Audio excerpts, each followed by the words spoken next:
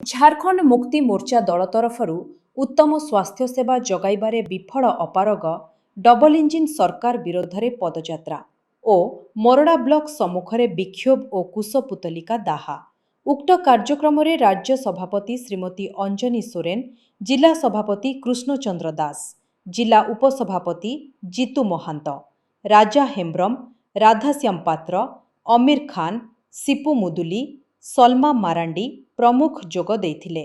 सभा शेष में महामहिम राज्यपालଙ୍କ उद्देश्य दाबीपत्र गोष्ठी उन्नयन अधिकारी माध्यम देथिले।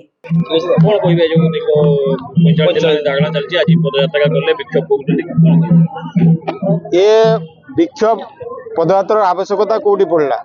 ये सरकार सहनशीलता नहीं, सरकार हृदय नहीं। कारण 45 दिन बसला परे जो आमे धारणा रे बसीचु, आमर उद्देश्य है खाली थिबा डाक्तर पदवी पूरण किसानदानी हॉस्पिटल एवं एक्सरे अल्ट्रासाउंड मेसिन स्थापन दाबी रे बसचु। 1,20,000 जनसंख्या ये है दाबी। आमर झारखंड मुक्ति मोर्चा नुहे कि आमे नुहे, ए अंचल रे बसवास करुवा स्थायी बासिंदा 1,20,000 जनसंख्या दाबी जदि सरकार शुणुना, सरकार रही लाभ कौन? ए सरकार ए हॉस्पिटल रही लाभ कौन? जदि पारुन हाथ टेकी दियो एवं जदि पारुन ताला पकई दियो, समस्त कही दियो बारिपदा और बारिपदा न पाले कटक कही दियो। एटी आ डाक्तरखाना रख ना, कारण एटी कई मनीष नहीं बोली सरकार भावुंती। एटी कई मनीष सब पशु अच्छा भावुंट। कारण एटी 1,20,000 भितर 60,000 माँ मौसी मैंने अच्छा। गोटे अल्ट्रासाउंड मेसीन नहीं कि गायनिक डॉक्टर ना। एटी 21टा डॉक्टर जगह 2 जन डॉक्टर ट्रीटमेंट कर, सी भी गायनिक जो पेसेंट जाऊँच डेंटाल डॉक्टर ट्रीटमेंट कर। आपण मैंने समस्ते जानते, ये अंचल स्थायी बासिंदा मैंने समस्ते जानते। बाहर लोक जानवे केमती? बांझ कि जान प्रसव बेद ना।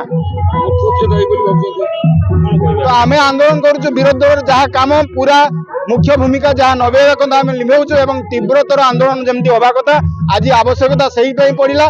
कारण शांतिपूर्ण धारणा जो आम करुचे, साधारण लोक मैंने जो कहते शांतिपूर्ण धारणा दरकार नहीं। कारण ये सरकार है जो मिछ प्रतिश्रुति सरकार देकी आसी एवं स्थानीय विधायक जहाँ देकी आसते मिछ प्रतिश्रुति, प्रतिश्रुति जो पेपर से करते पत्र डिक्लेयर करते से डिक्लेयर लिखाई उत्तम स्वास्थ्य सेवा जोगई देवा। सरकार जो प्रतिश्रुति था उत्तम स्वास्थ्य सेवा जोगई देवा, किंतु कहीं आम तो देखा पाऊनु एवं केवल रियल चलती सरकार, रियल किसी ना। मयूरभंजरू शिवानंदଙ୍କ रिपोर्ट, आद्याशा लाइव।